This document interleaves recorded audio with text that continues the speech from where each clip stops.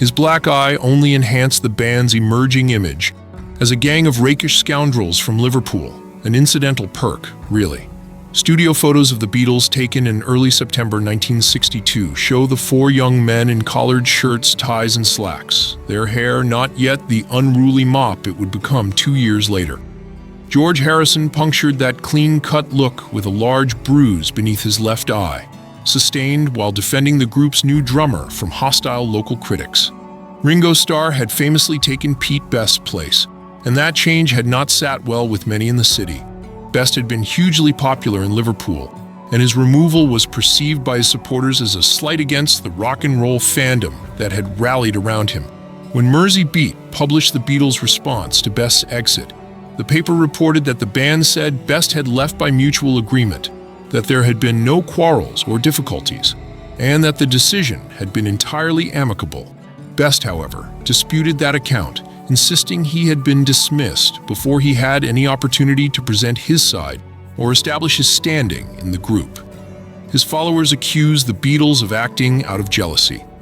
Whenever the three original members appeared in public, Liverpudlians frequently shouted and jeered, claiming Best was the superior drummer.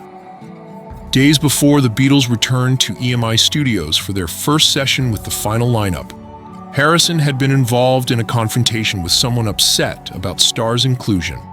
Though he was the youngest member, Harrison showed he would defend his friend even if it cost him a black eye, an incident that revealed both the guitarist's grit and the growing bond between him and Starr.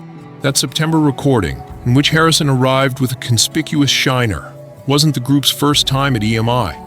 They had previously recorded in June with Pete Best behind the kit, but the September 4th session marked the band's first studio work with Starr, as they rehearsed early versions of tracks that would become staples, songs like Love Me Do, How Do You Do It, P.S. I Love You, and Please Please Me. The dismissal of Pete Best became one of the group's earliest scandals and was understandably bitter for Best himself.